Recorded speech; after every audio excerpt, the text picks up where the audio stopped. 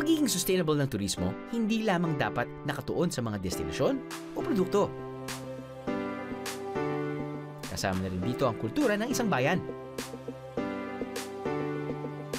Ang pagtangkilik at partisipasyon sa mga lokal na gawi ng isang bayan ay nagsisiguro na patuloy itong gagawin ng mga taga rito at mapapanatili nila ang kanilang sariling pagkakilanlan o identity. Kapag sinabing kultura, kasama rito ang kanilang mga paraan ng paghahanda ng pagkain, di ba?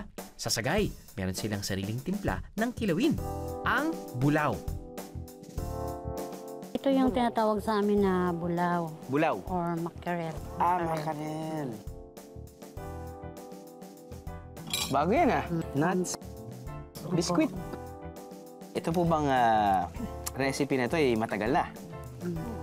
Opo. Huwag kayong iiyak. Alam ko medyo emotional po ito, no? Hindi emotional si nanay. Ubus na lang po natin, sir. Buti na lang, hindi pa ako nagsimula sa hard-hitting questions ko. Tama, maasim nga. Oo. May konting anghang, pero sa dulo na yun.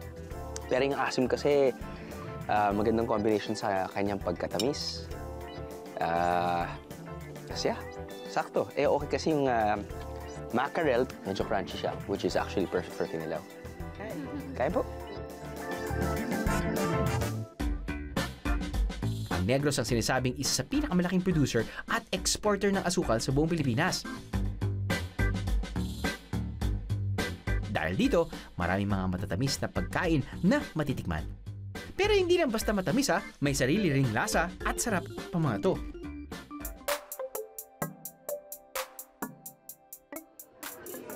Puno. Marami naman puno dito, I'm guessing. I remember the first time I went here, inantay namin bago mag-open. Kailan kami sa trabaho. Tapos bago kami pumunta sa airport, sabi niya, meron daw silang alam na nagbibenta ng masarap na ensaymada. Pagdating namin dito, di pa yata open. Inopen na lang para sa amin. Ang dami namin bilhin ensaymada. Ito yung nakakatawa. Never tasted the ensaymada before. We went straight to the airport.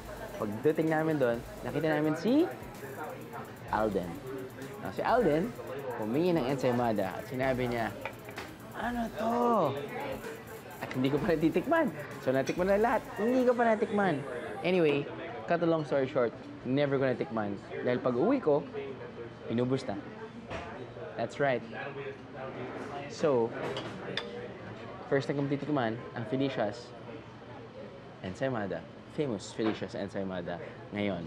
Now, hindi lang in its normal form. Usually, ano lang yan, di ba? Nasa plastic lang yan. Tapos nun, kakainin mo or pwede mo rin i-dip ng tsokolate. But, ang ginawa nila dito, parang nilagyan nila sa isang sandwich presser.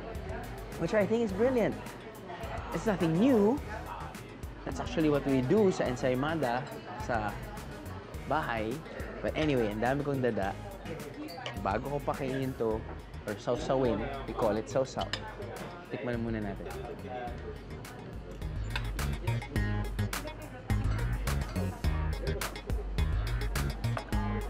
Oh my God.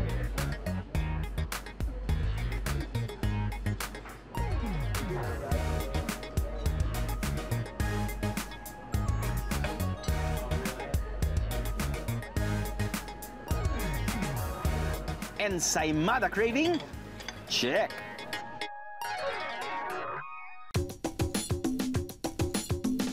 As an Ilonggo, so bailon is the original tiyaya. Gaya ng iba pang delicacy sa ating bansa, naipasa ang recipe ng piyaya sa isang pamilya noong 1930s.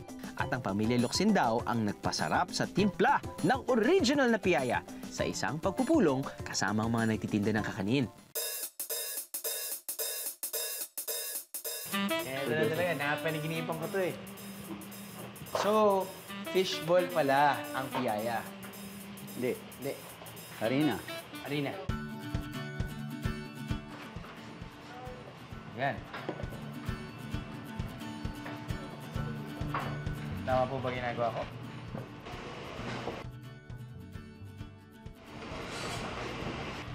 Ito na.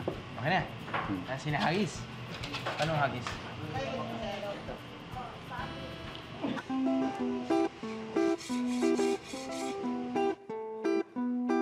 Di pala biro ang ginagawa nila, mukha lang madali.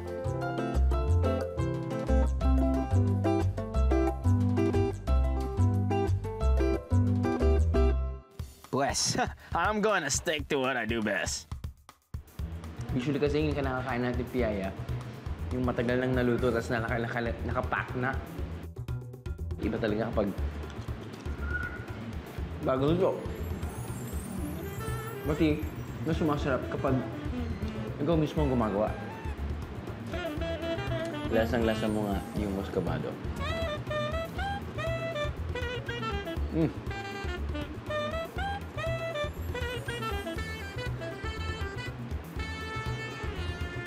Sakto. Perfect combination.